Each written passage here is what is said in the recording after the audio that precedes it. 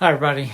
Somebody requested a layout tour and I've sort of done it in the past different times, but now I'm going to do one. I'm going to title it Layout Tour. That way I can find it again when someone asks about it. So I'm going to start out in Chillicothe and go around to Oak Hill. So basically I'm going to go like this. I'm going to zoom in, show every industry, and talk about the industries. There's the end of it. Okay. So to start out, first of all, the reason why I did this is I have my staging yard right here. Usually I have this piece here that will go up there, and I usually have it back here in front of the bookcase, but I think it'd be better off if I put it right at the end of the layout. So I'm going to work on that when I get home from my trips. With that bridge here, I think that it would be okay of a view block. So everything I wanted to show you while I've got that is my plexiglass covers. I just got those at Lowe's, they'll cut them to shape for you. I have not got Oak Hill yet. I still need 2 pieces for Oak Hill, and they're just hang up there with, they just hang up here on nails, like that. So they're usually leaning back against the bookcase. But it helps keep the dust off the layout quite a bit. So let me take the covers off and I'll start going left to right. Okay, this is Chillicothe, Ohio. This is Wherever Aluminum. They make cookware. I have 3 car spots. I have a spot down here for plastic pellets, which did not exist in real life. That's fictional. But I'm saying they make the handles here. 2 boxcar spots, spot 2, spot 1, and an off spot if I want to use it. And basically I say spot 2 is for raw materials, spot 1 is for finished products. In reality, Wherever had a lot more car spots than this, and actually had 2 sidings. One of them went inside the building. This is Union Spring. That's the only business that's still in business. They make springs for railroad cars. Now they're called Barber springs. They still have rail service, and they get very infrequently get bulkhead flat cars with steel rods, very thin, which they make into springs for railroad cars. Have an indoor loading dock on the back side of that, which they don't use now. Now they just unload the cars outside, but they used to unload inside. Okay, so panning around. This is ball field represents Mary Lou Patton Park, and they had a caboose for a grandstand there. I've got my yard office here, which is an exact replica of the yard office that's in Chillicothe today. Okay, so this is Douglas Avenue. The houses and these buildings back along Eastern Avenue are all just fictional. They're just kits that I built to now. Union Spring and Wherever are both pretty much scratch built, except for the office building here at Wherever, which is a Rick's kit. I don't know, some kind of kit I used the office building for, because it's really close to Wherever's. I did paint it up a little bit different. Okay, so crossing Douglas Avenue, I have Miller Distribution, which was all these places are real places in Chillicothe, Ohio, by the way, but they're all out of business except for Union Spring or Barber Spring.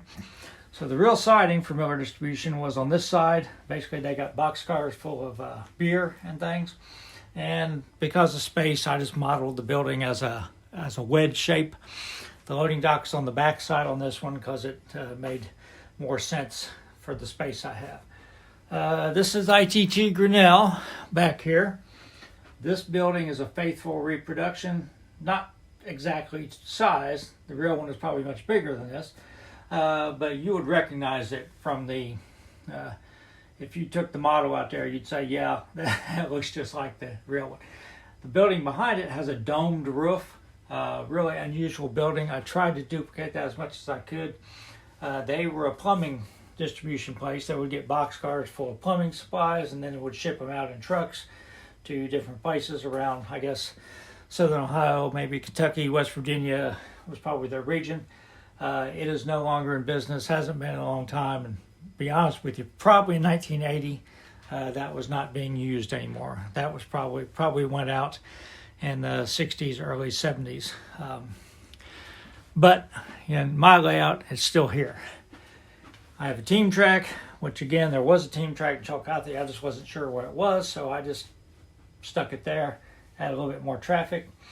And this is General Chemical. This is the only one that I really have very, very poor pictures of what it was like. It was in business really until after the year 2000, but I never took a picture of the building. I don't really remember the building. They did have these, if you look in aerial photos, they had these like sludge pits where they put byproduct in, and the byproduct would be shipped out and spread on strip mines because it was, help reduce the acidity of the soil. I've heard two different things about General Chemical. One was that they made chemicals for water companies, like for water purification, things like that, for city water companies. The other thing I heard was they made stuff for the paper companies. They took these chemicals and they mixed them together and everything, and then it was shipped in trucks to the paper company. We have a big paper company in Chillicothe, so I don't know which one is correct, but basically they get box cars, they get a covered hoppers of chemicals, and they had their own fleet of covered hoppers, and actually some companies have made them. So you got General Chemical covered hoppers, and you still see them occasionally on the rails, but now they're like faded and graffitied and everything up. And it also gets tank cars. Has a tank car unloading dock. ITT Grinnell gets has two box cars inside, plus has an off spot outside, and the team track can get either refrigerated box cars or bulkhead flat cars of lumber, things like that. All right, so that's pretty much it for Chillicothe. So I built this as a separate layout, standalone layout in another room.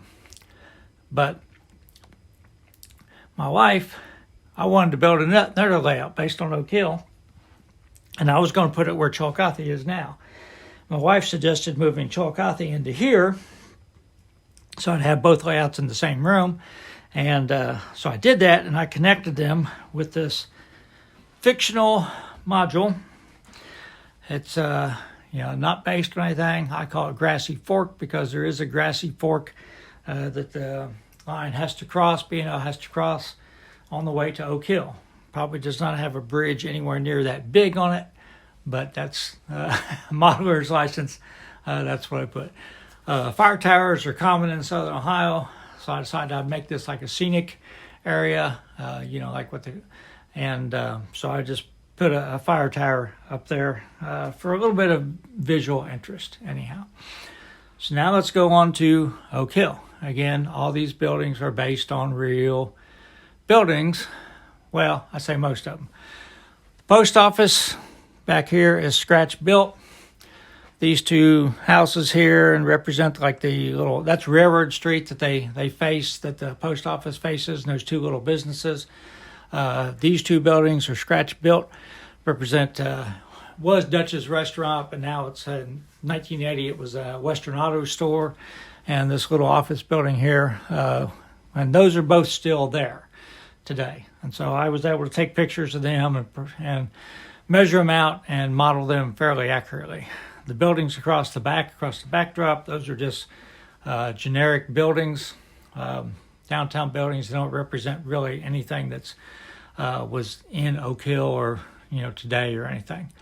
The depots are, however, I like to say they're scratch built, kit bashed. Maybe kit bashed is probably not accurate. They're probably closer to scratch built than kit bashed, but they are the actual size, dimensions, color. You see how the roof is different. That's how the roof was. So I modeled them faithfully on the B&O depots that were there in 1980. I think they were torn down in 1985. Okay, so coming on around in Oak Hill, I've got the gimbal facing away from me, so I keep panning the wrong way. Okay, so I have three industries in Oak Hill. This is Charrington Scrap. Charrington Scrap was built on the remains of an old brickyard. At one time, Oak Hill had 5 brickyards. So this is a loading dock. So they had a big crane. They would pick up, clamshell crane, would pick up the scrap and drop it over into the gondolas on the other side. That is still in business today. The siding is still there, but Oak Hill has not seen a train in over 10 years and probably never will again. The tracks are still there, the main track through, but they've paved over the crossings, and you don't think you'll ever see a train in Oak Hill again, unfortunately. Cedar Heights Clay, behind it, was a big customer for the railroad. They took clay, and they, because southern Ohio, southeastern Ohio especially, and this part of Kentucky, eastern Kentucky, have a special type of clay that is great for making fire bricks. Fire bricks are used in the steel industry, and they use them to line furnaces, line boilers, things like that. Well, as the steel industry started dying in the 80s, and people didn't have, boilers in their basement anymore for their coal burning furnaces, the brickyard started going out of business, and this was the last one left. And the one on the end, which you're going to see down there, was the last one left in Oak Hill. But Cedar Heights Clay is still in business, much, much smaller than it used to be. But they were a big customer for the railroad. They shipped bags of clay that people could use, and they also had covered hoppers of clay in bulk. I have pictures there in the 80s when they covered hoppers up underneath there that they were shipping out. So it is still in business. We'll move the camera around to show the front of it more. All right, and this is a faithful scratch-built model of it. Okay, close as I could get. On the last business in Oak Hill is Ohio Fire Brick. My most recent build, it was they made fire bricks, but other types of bricks too. And, fire bricks usually are tan in color. They're not red, like red brick building. You can use them to build buildings out of, but matter of fact, I would say that their machine shop was probably made out of bricks that they produced there. But fire bricks are generally tan, very light color. They don't have the red like building bricks do. But they, again, this sort of is greatly downsized. That loading dock is probably half of what it should be, and kiln behind it, and then the building behind that where they mix the clay and everything. So they shipped out bricks in boxcars. I have a picture of the loading dock, but they had, one time they had 6 boxcars on the loading dock, and they still had room for a couple more if they'd wanted it. So it was a big customer, along with Cedar Heights Clay. Chillicothe Scrap probably only got a gondola every now and then. Down below it, this is a fictional gas station. In southern Ohio, there are a lot of swamps because there used to be a lot of strip mining, and so there's a lot of swamps left over before the EPA made everybody reclaim everything, and so that's supposed to represent a swamp. I don't know how this got out. I'm going to replant that. I don't know where that came from. Maybe it fell over or something. But anyhow, so this is the layout. Somebody wanted a layout tour, so hopefully I've described all the industries, the type of cars they get. I use JMRI for operations. Something I'm about to change up is I've been running the two together. Chillicothe and Oak Hill is one train. I'm not real happy with it because basically what happens is, because of the length of my sidings, I end up most of the time only taking 3 cars to Oak Hill. And when I built Oak Hill, I wanted more operation than just 3 cars. So I have in JMRI the ability to run just a Chillicothe train, just an Oak Hill train. So when I finish the current operating session, I'm going to go back and try that for a while and see if I like that better. One time I'll film an operating session in Chillicothe like I used to, and another time I'll film an operating session in Oak Hill like I used to. So they won't be together in one thing. I think that will expand operations in each area. So, anyone has any questions about the layout, I've covered the technical aspects of it before. Run DCC. I like sound. I have NCE power cab. I've got Pico code 55 track in Chillicothe. I have microengineering code 70 track in Oak Hill because I just happen to have it. If I build another layout, which I probably will eventually tear down Chillicothe and build another one, I'm going to stick with the Pico track because I like it better. Just like the turnouts better mainly. Love the microengineering track. I think it looks great, but I like the Pico turnouts much better. I don't have powered frogs, but I haven't had any problem at all with engine stalling or anything if you've watched any of my operations videos.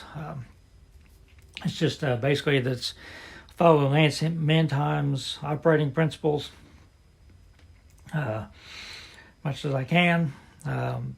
Layout is basically built on doors with foam over top of it, and I do have a light valance over top of it, which helps keep dust off, and it gives it a nice, sort of a finished appearance.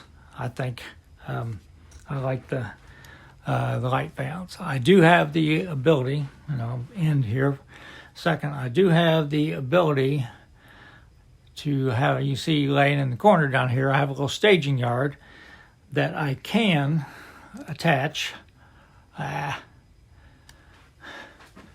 right here, but when it happens, the door has to stay shut. So I don't use it as much as I had envisioned anyhow. It's easy to put up and down, just I have to keep the door shut, so I just don't use it that much. All right, if anybody has any questions, comments, let me know. I will probably post this in the middle of the week.